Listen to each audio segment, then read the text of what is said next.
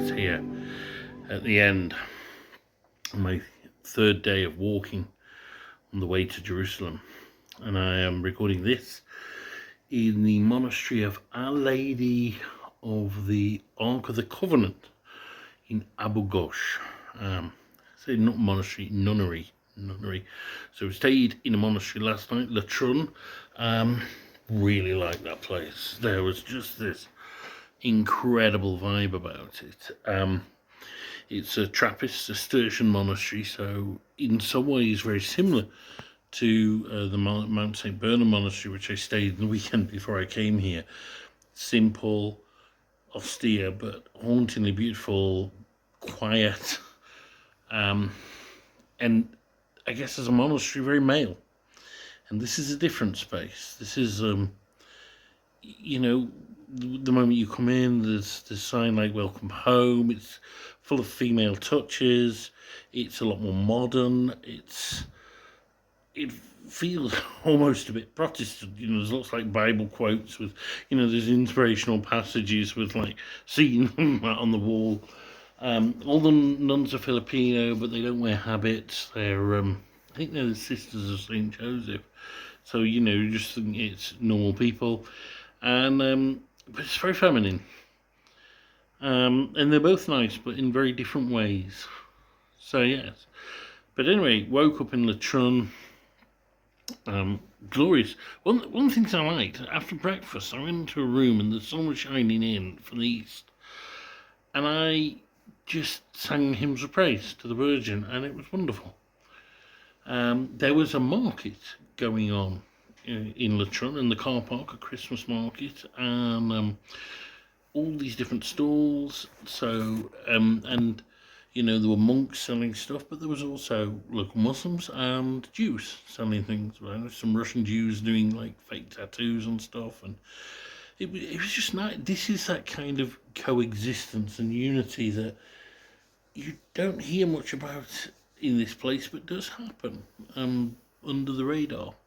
And there was this wonderful band of Arab musicians playing in traditional Arab instruments, but they were playing Christmas songs like "Angels in the Realms of Glory," stuff like that, on these kind of bagpipes that sounded almost Galician.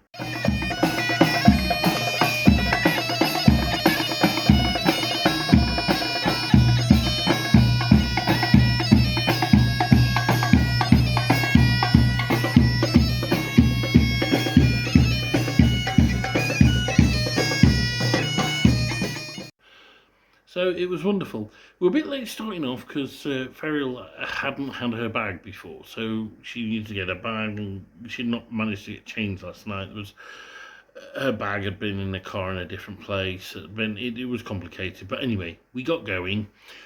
Missed a few kilometres because we'd started late, and I'm very glad we did, because although they look quite interesting, this is the hardest stage today, and I'll be honest, it was tough. It was tough, and it's tough because it's a lot of uphills, two big climbs, one right at the end and one in the middle of the day, but also, we didn't miss them, there's no breaks in the middle. There's no coffee shops, there was no toilets, there was no anything. It literally was a full day's walk. Not easy. I don't know, because I don't have the maps, and I don't know what altitude we covered, but I'm guessing, I think they said the first hill, it was about like 500, 600, 700 meters maybe, and the second maybe less, but even so, there's probably over 1,000 meters of ascent in total. Apparently there are 3 hills on the way to Jerusalem. We've done 2 of them, so that was that, and mostly through forest. That's, pretty isolated. The forests around Jerusalem, a lot of them were planted after the establishment of the State of Israel as a way of preventing erosion and bringing some nature back to the country, and it was one of the better ideas of David Ben-Gurion. So that was nice, and it was nice to enjoy them. It really was a wilderness. In the middle of a very populated country. Where we started. We actually passed the path, and a bit we crossed was the Burma Road, and the Burma Road was so in the War of Independence. The key battle for the Jews, because they were mostly concentrated on the coast, where it's like Tel Aviv and that, and but there was a load in Jerusalem, and of course they wanted Jerusalem as their capital. And the Jews in Jerusalem could hold out, but you had Arabs in between and all around, and it was keeping Jerusalem supplied. And there was a huge battle. The biggest battles in that war were there, and one of the biggest was at Latrun. Actually, it was a big Arab military base at Latrun that the Jews never captured. And Latrun was literally on the front line and got more or less destroyed. The monastery did. But they retained peaceful relations with both sides, I think. But anyway, the Arabs captured or kept the Jews away from the road to Jerusalem, so they cut it off. So the Jews built a road through the mountains and through the, well, I don't know how much forest there was then, and they called it the Burma Road after, of course, the road that the British built in Burma to keep their troops supplied, which not that long before. And so this Burma Road is a bit in like Israeli state folklore, as where they kept Jerusalem fed and watered, and managed to have it as the capital for their new state. So there was modern history, but there's also very ancient history. Parts of it were on a Roman road, and we saw these Roman mileposts with Latin engravings on it. The 14th mile from Jerusalem, because their miles on towers, I think, about three times longer. I think was it a Roman league? It's about 3 miles. I'm not sure. Anyway, the 14th from Jerusalem we saw.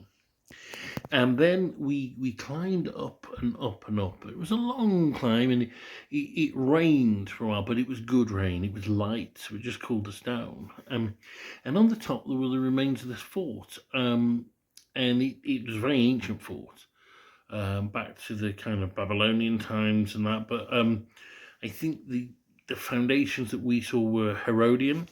And of course, there were, it was also after that, because it was on a very strategic hill. So we saw this fort, but then just beneath the fort there was a cave, and I think it was an old cistern. But Golan said there were two stories: one that it was a cistern, and the other that it was a cave for pilgrims to sleep in. And the hole in the roof where, of course, the rain would come in and then collect in the system, that was actually for the smoke for their fire to go out, because it could be both. We sheltered in it, and we're pilgrims, so that one's true too, in a way.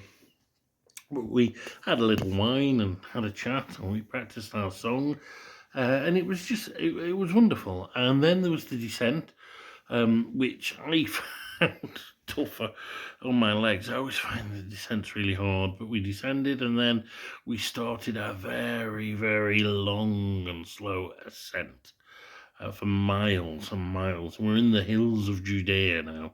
At one point there was, I guess it was like a Bedouin kid with them. There was this encampment, and he had some sheep, and there were some dogs, some sheepdogs, and it was an almost biblical scene. And we all four walked together, and I spoke a lot more with Golan today about, his experiences on different Camino and his philosophy. He's an incredible man. He's got a lot to say. Farrell tended to walk with Yael, but, we walked together for bits. I walked with Yael for bits as well. And it was just good, but at the end I was getting really, really tired. And it was getting really, really dark. We've done probably about 20k, but mostly, And so Yale did go ahead with the car, and I think the last half a mile or so, kilometre at most, we did in the car. But it was that day when I think, particularly for Ferriel, I think Camino started to mean something. It can get quite emotional at times, and on the first day, like Yale had said that, when we normally wear masks, And when you're on Camino, you can't wear a mask because you're too tired. And so you have to take the mask off and you have to confront yourself. And that's hard for some people. And, issues in your past, I know it happened to me. But yeah, it was good. It was good. We ended up at Saxon, which is the place I went to the concert before.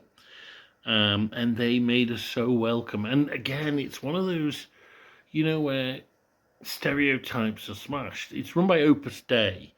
Now, Opus Dei don't have the best reputation, probably due to the Da Vinci Code, which is, in the Da Vinci Code, there's an Opus Dei monk. Well, they're an organisation of lay people, so they don't have monks. But, and they're often branded as crazed fanatics. And, I've seen things where it says it could be a bit culty, but these weren't. And the idea with Opus Dei is that you should live all your life as a prayer. So if you're a priest, yes, you of course it's very easy to be holy if you're a priest in a monastery or something like that. But also a bus driver can live a life of prayer as well and find God in his bus driving. And, and even a trade unionist can, I guess. Well, I think it's actually a very, very prayerful occupation. I mean, I've always thought it was my calling because almost like a shepherd looking after the flock, and the same with the teacher thing. And I've always, both those jobs, which kind of have merged in my current role, I feel I do God's work every day, and it's wonderful. And that's very much the Opus Dei philosophy. Or at least as it was presented to us. But we had this wonderful meal, shawarma and hummus and tahini, in this Opus Dei. Like, it was the Holy Land Centre. It's like a tourist attraction that's like a visitor centre explaining the whole history of the Holy Land. And they have, tourists from all religions going there. And then we went into the church bit. This was like a bit of a concert hall thing. And we performed bread and fishes. And I taught it to Yael and Golan on the first day. And they loved it. They were like, this song is amazing. And so they've learnt it. And we, as you know, I tend to like the traditional verses where it goes, my name is Joseph, this is Mary, my wife. But that we went because of the nature of this pilgrimage. Our names, they mean nothing. They change throughout time. So come sit beside us and drink of our wine, which is very fitting for this pilgrimage. The only bit that isn't, of course, it talks about walking to Glastonbury through England's Green Lanes. But then, you know what? We're the English pilgrims, and we're the first English pilgrims on this pilgrim way. So I think a little reference to England can be excused there. So that's that. And then after that, Farrell was really struggling. She was feeling ill. She was a bit like feverish and that. So they took us to the nunnery where we are now. Tom came up to see us, so we saw Tom and had a little chat with his mum. And then we, and Farrell got up some tablets in and was a lot better. And so we've just sat trying to process stuff, I think. And that's it. That's what Camino is a lot of processing. I love it. And that's that. It's me, Uncle Charlie Matt. Tomorrow we go to Incarim. So we've walked the road to Emmaus today. Isn't that wonderful? That's the road where Jesus walked with two disciples, and they didn't recognize who he was until he broke bread at the end. They were so immersed in their woes. And it reminded me of my own trip when I met St. James and didn't recognize him, and I met El Khida and didn't recognize him. So yeah, it can happen. It can happen. I've been there. But we'll still be on the road to Emmaus, because Emmaus is a village down near Latrun, where they walk the other way. But we're walking uphill. We're going to where John the Baptist was born, in Karim. And then after that, it's the final few miles into Jerusalem itself, the holy city, prepared as a bride for her husband. It's my Uncle Travelling Matt.